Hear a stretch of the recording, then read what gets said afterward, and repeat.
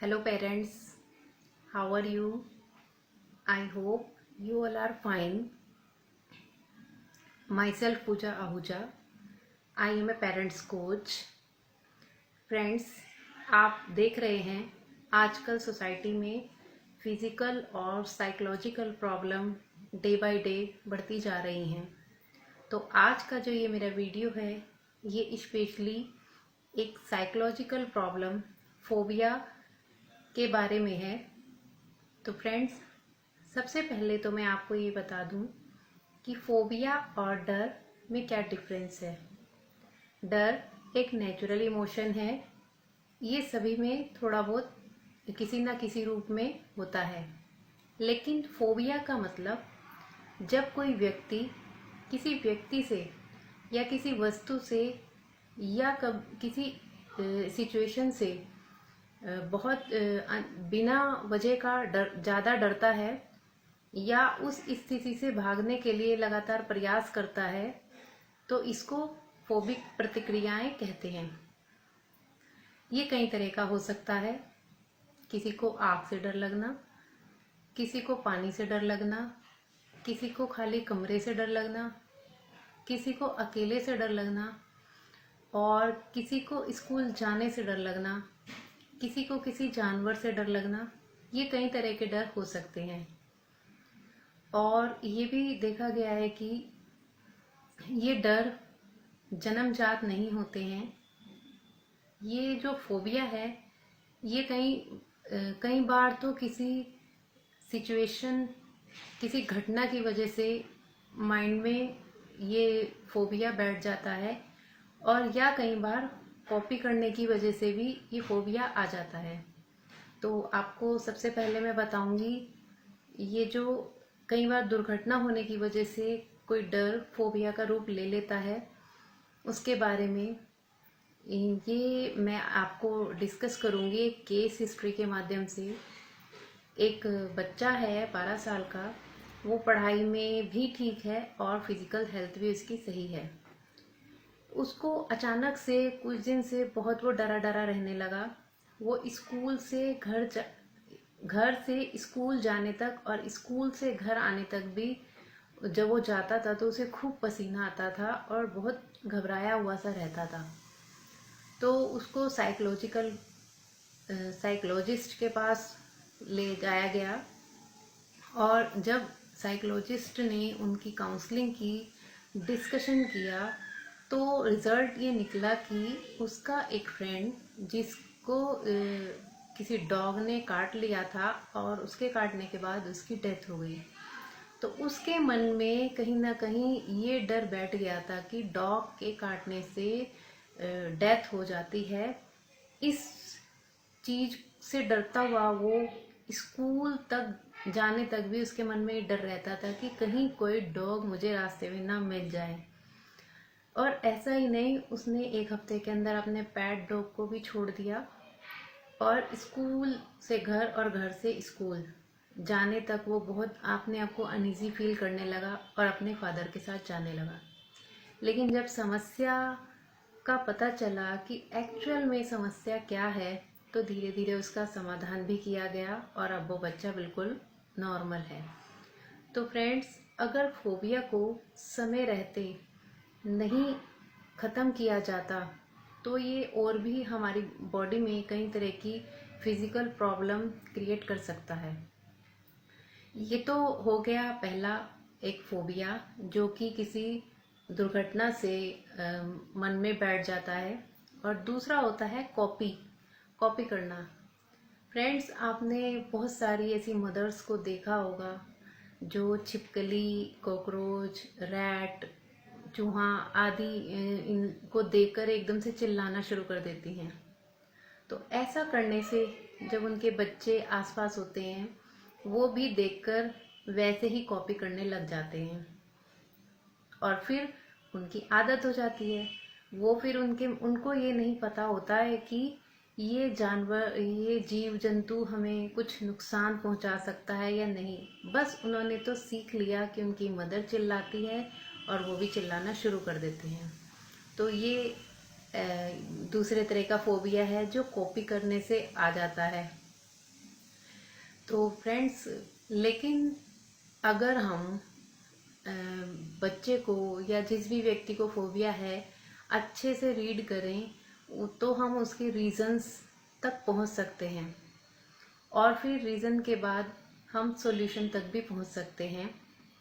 तो कुछ बच्चे ऐसे होते हैं जो बहुत जल्दी छोटी छोटी बातों पर इमोशनल हो जाते हैं और छोटी छोटी चीज़ों पर वो चिंता और डर उनके मन में पनपने लगता है। तो ऐसे बच्चों को हम कैसे ट्रीट करें, उसके लिए मैं 3 टेक्निक्स बताऊंगी। सबसे पहली है रिलैक्सेशन टेक्निक। हर बच्चों को, सभी बच्चों को वैसे तो रिलैक्सेशन टेक्निक हमें सिखानी चाहिए। रिलैक्सेशन का मतलब सिर्फ आराम करना ही नहीं, वो अपनी जो अभी हाल फिलहाल सिचुएशन में है उससे थोड़ा हट के कुछ काम करें। उसमें डांस हो सकता है, उनकी पसंद का म्यूज़िक हो सकता है, योगा हो सकता है, ध्यान हो सकता है, कुछ भी जिससे उनका माइंड रिलैक्स हो।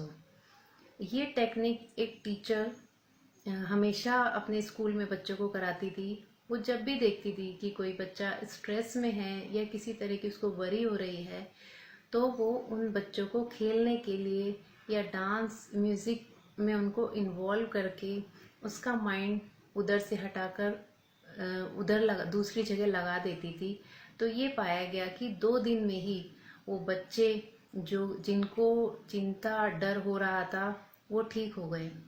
तो फ्रेंड्स, ये बहुत अच्छी टेक्निक है, सिर्फ फोबिया को ही दूर करने के लिए नहीं, और भी लाइफ की बहुत सारी प्रॉब्लम को सही करने के लिए रिलैक्सेशन टेक्निक बहुत ही अच्छा काम करती है। दूसरा है फ्रेंड्स मॉडलिंग। मॉडलिंग मीन्स अगर कोई किसी बच्चे को अंधेरे से डर लगता है तो हम खुद मॉडल बन के उसे दिखाएं और उसकी इस प्रॉब्लम को ठीक कर सकते हैं। जैसे कि हमने एक बच्चे को अंधेरे से डर लगता है, तो हम पहले खुद उस कमरे में जाएं और उस बच्चे को दिखाएं आकर कि कुछ भी नहीं हुआ, अंधेरे से कुछ नहीं होता। उसके बाद सेकंड स्टेप, आप उसके भाई या बहन को ले जा सकते हैं कमरे में, और फिर जब वो वापस आए तो तब भी उसको बताना है कि देखो अंधेरे में कुछ नहीं होता। फिर थर्ड टाइम उस बच्चे को किसी अपने साथ या उसके भाई बहन के साथ ले जाएं, और फिर फोर्थ टाइम वो समझ जाएगा कि अंधेरे में कुछ नहीं होता, फिर वो खुद ही अपने आप कमरे में चला जाएगा। तो इस तरह से भी हम बच्चों के डर को इस टेक्निक से भी निकाल सकते हैं। और तीसरा है फ्रेंड्स, वो है टेक्निक खुद करके दिखाएं। Involvement, actually step by step ये टेक्निक्स है। इसमें अगर कोई बच्चा या कोई भी इंसान किसी पर्टिकुलर चीज़ से या किसी जानवर से डरता है, तो उसके लिए हमें क्या करना है कि सबसे पहले हम बच्चे को उस एनिमल्स की ड्राइंग में पिक्चर बनवाएं। उसके बाद उसी से उसमें कलर कराएं, और उसके बाद थर्ड स्टेप है कि उसको उस एनिमल्स के पास अगर पॉसिबल है तो अपने साथ ले जाएं। तब वो धीरे धीरे जब वो उसके इतने क्लोज हो जाएगा तो उसका उस एनिमल से डर कम हो जाएगा और धीरे धीरे 2-3 बार में उसका डर बिल्कुल निकल जाएगा। तो ये तीनों बहुत अच्छी टेक्निक्स हैं किसी भी तरह का अपने मन से डर निकालने की। अब मैं पेरेंट्स को कुछ सुझाव देना चाहूँगी कि फोबिया का कारण भी कई बार हमारी गलतियाँ होती हैं। तो क्या क्या सावधानियाँ रखें जिससे हमारे बच्चे किसी भी डर के शिकार ना हो या उनको किसी भी तरह का फोबिया ना हो। सबसे पहले तो घर का जो इन्वायरमेंट है वो पीसफुल होना चाहिए, और कोई भी उस घर की जो प्रॉब्लम्स हैं बच्चों के सामने कम से कम शेयर करें, ख़ास तौर पे जो स्ट्रेस वाली प्रॉब्लम्स हैं। और दूसरा है फ्रेंड्स कि बच्चों पे बहुत ज़्यादा स्ट्रिक्टली बिहेव नहीं करना है, थोड़ा उन्हें रिलैक्स भी होने दें। तीसरा है फ्रेंड्स बच्चों को अपने आप को एक्सप्रेस करने का पूरा मौका दीजिए। नहीं तो कई बार क्या होता है कि बच्चे के अंदर बहुत सारी फीलिंग्स अपने अंदर दबी रह जाती हैं, वो भी कई बार चिंता और तनाव का कारण बनती हैं। नेक्स्ट है फ्रेंड्स कि अगर बच्चा किसी डर से जूझ रहा है, वो उस डर से निकलने की कोशिश कर रहा है, अभी सफल नहीं हुआ है, तब भी उसकी तारीफ करें ताकि वो और लगातार कोशिश करता रहे। और नेक्स्ट है फ्रेंड्स, बच्चों को जो उनकी पसंद का काम है उसमें इन्वॉल्व करें, ताकि वो जब उसको और अच्छा करेगा तो उसका कॉन्फिडेंस बढ़ेगा, और जब कॉन्फिडेंस लेवल बढ़ता है तो चिंता और स्ट्रेस धीरे धीरे कम होने लगता है, क्योंकि चिंता और स्ट्रेस होना का रीज़न भी सेल्फ कॉन्फिडेंस की कमी है।